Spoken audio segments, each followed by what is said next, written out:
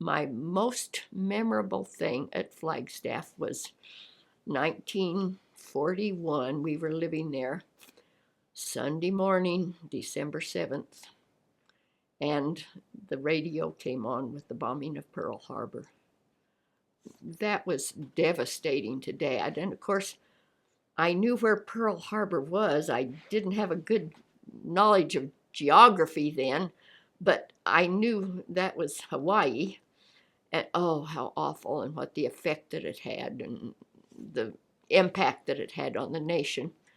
Dad was determined to join the service. He had already been in the Army in World War I. He was just in it a year or so, but he wanted to join the service. And Mom immediately stopped her studies, that she was working on her degree, and she took sheet metal and welding and drafting so she could be prepared for service and to go to work for the armed forces. I mean, well, for the plants that they were going to need these people in, which the women took over a lot of these jobs during the war.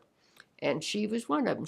Her first job, Dad went out to basic training at San Diego in the Marines at age 43, went through basic training, took it, and when he got settled at Moffett Field Naval Air Station, it was our duty to keep the house clean. Of course, during the war, you had to have a victory garden, which meant we had to water that garden every night. We had to weed the garden when it came home. Paula did help with that, but she'd rather play cowboy and Indians or something. She wasn't very much help.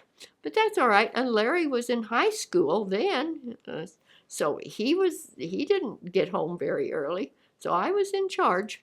I didn't come back to Sedona until after the war, but Dad came home every year to see Grandma Sedona, because she missed him terribly. And I think a couple of times Paula and Mom went with him. I never did come back, but they rode on the train because of gas rationing. We had a little 39 Chevy that you couldn't get gas for. So they would come on the train, and as a military, he would have to wait for a troop train or something to go through, but they would come home and see Grandma. Daddy always came every year.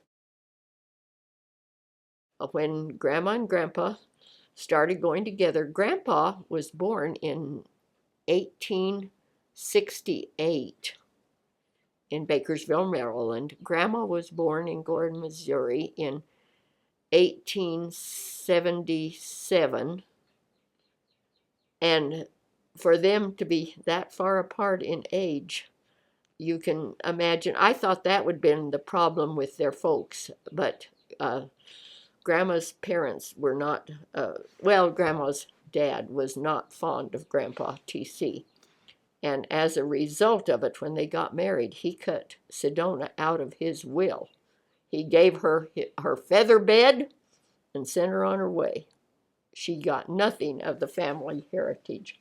Grandpa didn't care. He sold his part of the business, and that's when they decided to come out to Sedona. And it was kind of interesting. Come to find out of it later that the reason he didn't like TC was because he was Presbyterian and they were Methodist.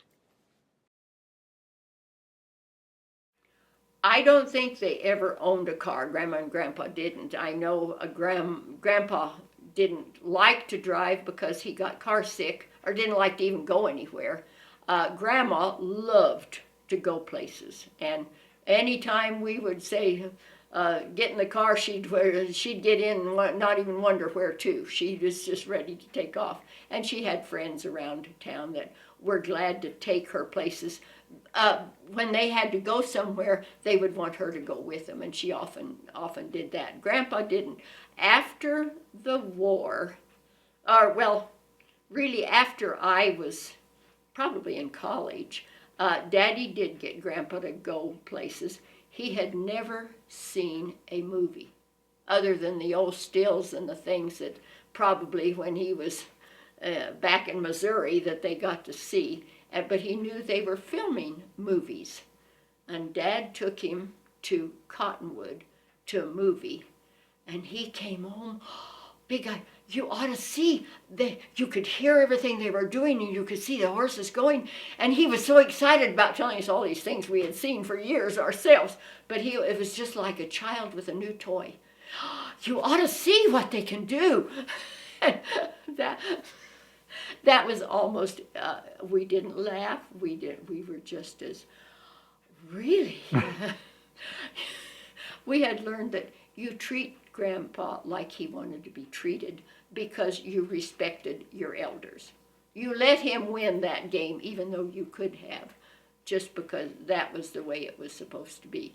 And we never questioned it. Now, you were telling me that it was great to drive with Grandma up Oak Creek Canyon. Tell me about that. Oh, that was another experience you just can't imagine. And of course, cars then couldn't go very fast anyway, and Dad's car was fine. But she would sit in that car and she could spot 50 yards down over the crevice an apricot tree.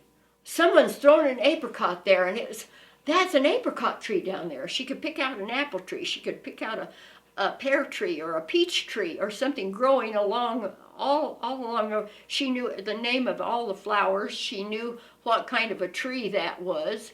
She knew just from the bark in the winter, she could tell what kind of a tree that was. She could spot a squirrel going up a tree when the rest of us couldn't see it. My eyes weren't good anyway. But she observed everything there was to observe. If she didn't make nature come real to you, you were dead. Probably hymns, and one of her favorites was, let's see. Oh, she loved hymns and she loved waltzes, and Whispering Hope. That was one of her favorites. That was one of the first ones I really learned, was Whispering Hope.